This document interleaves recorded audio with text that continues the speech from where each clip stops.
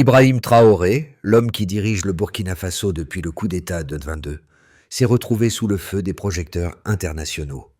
Accusé de corruption et de manipulation économique, il n'a cessé de défendre sa politique de souveraineté nationale. Mais qu'en est-il réellement de la situation au Burkina Faso? Quelles sont les véritables motivations derrière ces actions? Loin des accusations, le peuple burkinabé semble plus que jamais déterminé à soutenir son président. Cependant, cette guerre de perception pourrait bien redéfinir l'avenir du pays, et par extension, celui de l'Afrique. Depuis sa prise de pouvoir, Ibrahim Traoré a insisté sur la nécessité d'une indépendance économique pour le Burkina Faso. En décidant de contrôler directement les ressources naturelles, principalement l'or, il a défié les intérêts étrangers, notamment ceux des anciennes puissances coloniales. Ce choix a été accueilli avec enthousiasme par une grande partie de la population, qui voit en lui un modèle de résistance face à l'exploitation des ressources africaines par des puissances extérieures. Mais cette politique n'a pas été sans conséquences. Le pays, isolé diplomatiquement, fait face à des sanctions économiques qui menacent sa stabilité. Cependant, Traoré reste implacable, soulignant que la souveraineté nationale doit primer, même au prix de l'isolement international. Les critiques se multiplient, mais les Burkinabés, eux, continuent à apporter leur soutien à cette vision radicale, espérant qu'elle pourrait transformer leur pays en une nation plus juste et plus indépendante. Le Burkina Faso, un pays riche en ressources naturelles, s'est longtemps retrouvé sous le contrôle d'intérêts étrangers, principalement occidentaux. L'or, une ressource précieuse, a été largement exploité par des entreprises internationales, souvent au détriment des populations locales. Depuis l'arrivée d'Ibrahim Traoré au pouvoir, ce modèle a été mis en question. L'un des moments décisifs de cette transformation a été l'annonce de la création d'une réserve d'or nationale, un projet ambitieux visant à sécuriser les ressources du pays tout en réduisant la dépendance vis-à-vis des bailleurs de fonds étrangers. Cependant, cette initiative a immédiatement suscité des réactions négatives de la part des États-Unis et de l'Union européenne. En mars 2023, le général Michael Langela, responsable d'Africom, a accusé le gouvernement burkinabé d'utiliser ses réserves d'or pour maintenir un régime jugé illégitime. Les accusations de corruption et d'abus de pouvoir ont été relayées par les médias internationaux, exacerbant l'isolement du Burkina Faso. Pourtant, cette version des faits est loin de la réalité vécue par le peuple burkinabé.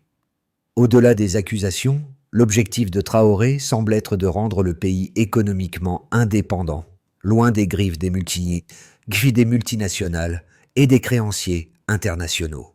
Cette volonté d'autosuffisance est perçue comme un pas vers la redéfinition de la souveraineté africaine, un défi lancé directement aux grandes puissances coloniales. Ibrahim Traoré, à 37 ans, représente un tournant dans l'histoire politique du Burkina Faso.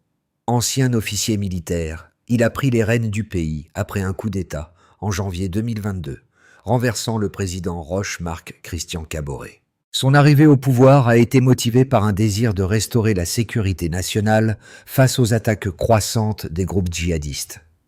Mais au-delà de la question sécuritaire, Traoré s'est également engagé dans des réformes économiques radicales, visant à garantir la souveraineté du pays. Parmi ces réformes, la création de la réserve d'or nationale a été un acte symbolique fort. En contrôlant cette ressource stratégique, le gouvernement burkinabé espérait non seulement stimuler l'économie, mais aussi renforcer les capacités de défense du pays.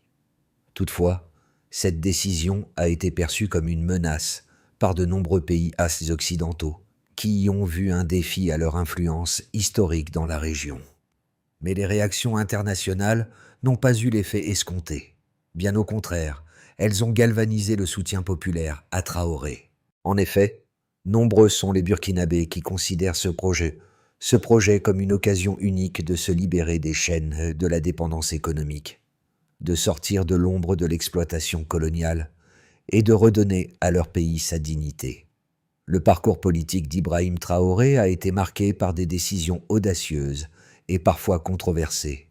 L'une des premières actions significatives qu'il a entreprises a été la fermeture des bases militaires françaises sur le territoire burkinabé.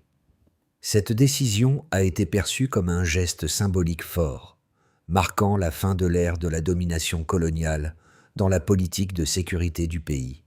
En réponse à cette décision, les tensions diplomatiques se sont intensifiées avec la France et ses alliés, notamment les États-Unis et l'Union européenne. Ces tensions ont conduit à l'imposition de sanctions économiques, exacerbant encore la situation déjà fragile du pays. Cependant, Traoré n'a pas cédé.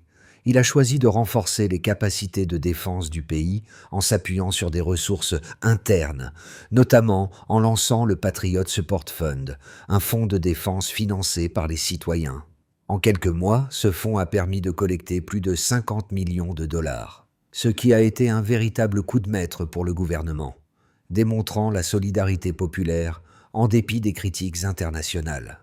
Ce succès a montré que, même face aux sanctions et à l'isolement diplomatique, le Burkina Faso avait la capacité de se défendre et de financer ses propres projets de sécurité. Le soutien de la population a été un facteur déterminant dans la réussite de cette initiative, marquant une rupture avec le modèle de dépendance à l'aide étrangère. Pour Traoré, la question est désormais de savoir comment maintenir cette indépendance économique tout en assurant la sécurité nationale et en affrontant les défis internes, notamment les attaques djihadistes qui continuent de déstabiliser la région du Sahel. Il sait que le chemin qu'il a choisi est semé d'embûches, mais il semble déterminé à faire face à ces obstacles pour offrir un avenir plus juste et plus indépendant au peuple burkinabé. La création de la réserve d'or nationale a permis au Burkina Faso de sécuriser plus de 6 millions de tonnes d'or inexploité, l'une des plus grandes réserves d'Afrique. Cette ressource avalée a rapidement généré des revenus importants pour le pays, représentant près de 25% du PIB national en 2023. Ce chiffre témoigne de l'importance stratégique de l'or pour l'économie burkinabé. En parallèle, le Patriot Support Fund a permis de collecter plus de 50 millions de dollars en quelques mois, un montant supérieur à celui des exportations de café du Kenya pour la même période. Ce succès financier a joué un rôle crucial dans le financement de la défense nationale et des efforts de stabilisation du pays face aux groupes djihadistes. Les dépenses militaires ont également connu une augmentation notable en 2024, atteignant près de 1 milliard de dollars, financés en grande partie par les fonds récoltés localement. Cette augmentation des dépenses a permis de renforcer les infrastructures de sécurité du pays et d'élargir les capacités de l'armée pour faire face à la menace croissante des groupes extrémistes dans la région du Sahel. Ces résultats tangibles montrent que la politique économique de Traoré, bien qu'isolée sur la scène internationale, porte ses fruits à l'intérieur du pays. Les chiffres parlent d'eux-mêmes. Le Burkina Faso est en train de devenir un modèle de résistance économique face aux puissances étrangères. Malgré ces avancées, les critiques à l'encontre de la politique de Traoré sont nombreuses. Beaucoup dénoncent l'isolement croissant du pays et l'impact négatif des sanctions économiques. Pour certains analystes, l'utilisation de l'or comme levier économique est risquée, car il expose le Burkina Faso aux fluctuations des prix des matières premières. De plus, l'absence de soutien extérieur pourrait aggraver les tensions sociales internes et nuire à la reconstruction des infrastructures vitales. Cependant, ces critiques omettent de considérer les alternatives. Avant l'arrivée de Traoré, le Burkina Faso dépendait largement des prêts internationaux et des investissements étrangers, souvent assortis de conditions contraignantes.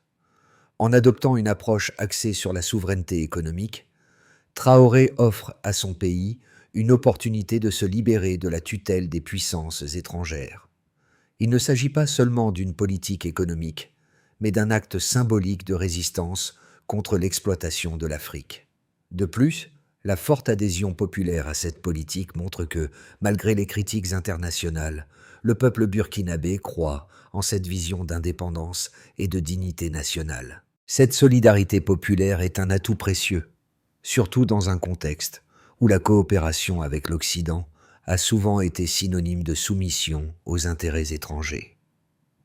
Le point tournant de la politique de Traoré a été la fermeture des bases militaires françaises et l'expulsion des diplomates occidentaux. Ce geste audacieux a marqué la fin de l'ère de la domination coloniale en matière de sécurité et de finances.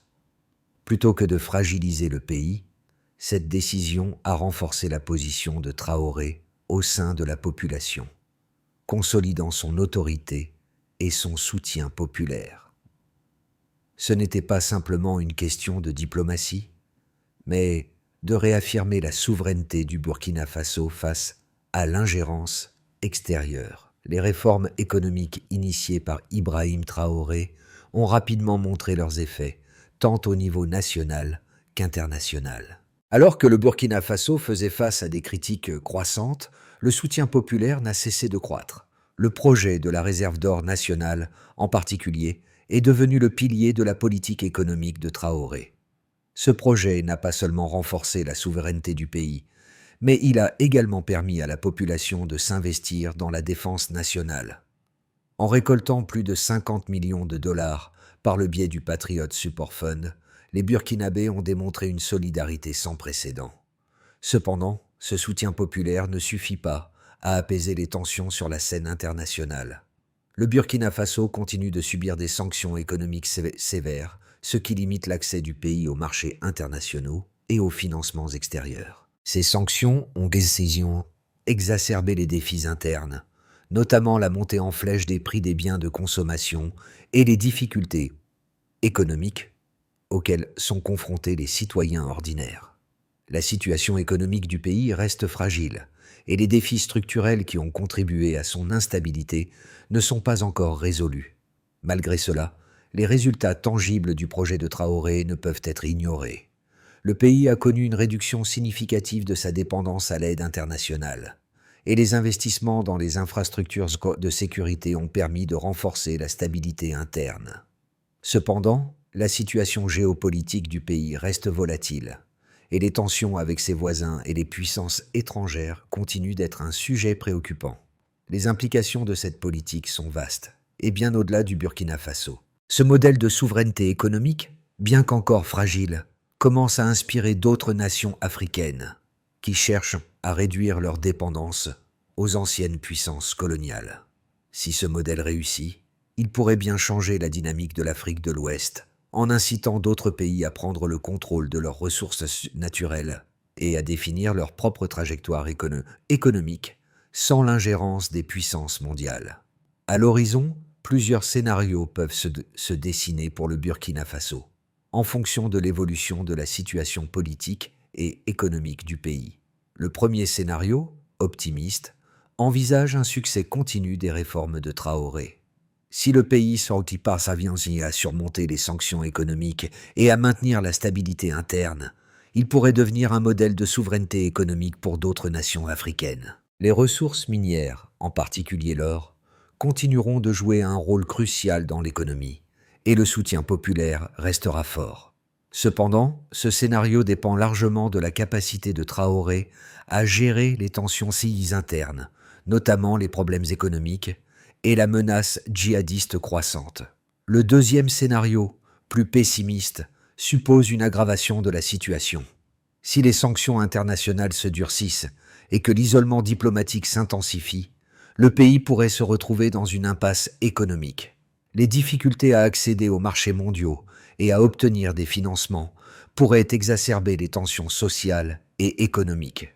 De plus, l'augmentation des attaques terroristes dans la région du Sahel pourrait rendre la situation encore plus fragile, menaçant la stabilité du gouvernement de Traoré. Enfin, un scénario intermédiaire pourrait également se réaliser, où le Burkina Faso parvient à maintenir une certaine stabilité tout en faisant face à des défis économiques et politiques majeurs. Dans ce scénario, les réformes de Traoré pourraient progresser lentement, avec des succès partiels dans la gestion des ressources naturelles et des investissements en défense. Toutefois, la situation resterait volatile, avec une pression constante de la part des puissances étrangères et des groupes djihadistes dans la Sahel. Le choix du scénario dépendra de nombreux facteurs, y compris la capacité de Traoré à naviguer entre les pressions internes et externes. Le pays doit non seulement assurer sa sécurité, mais aussi maintenir un équilibre économique fragile, tout en gérant les relations diplomatiques tendues avec les anciens alliés. Le modèle de souveraineté économique de Traoré ne se limite pas à des décisions politiques et économiques. Il s'agit aussi d'un message fort adressé à la population burkinabé et aux autres pays du continent. La participation massive des citoyens au Patriot Support Fund montre un engagement profond envers ce projet de transformation nationale.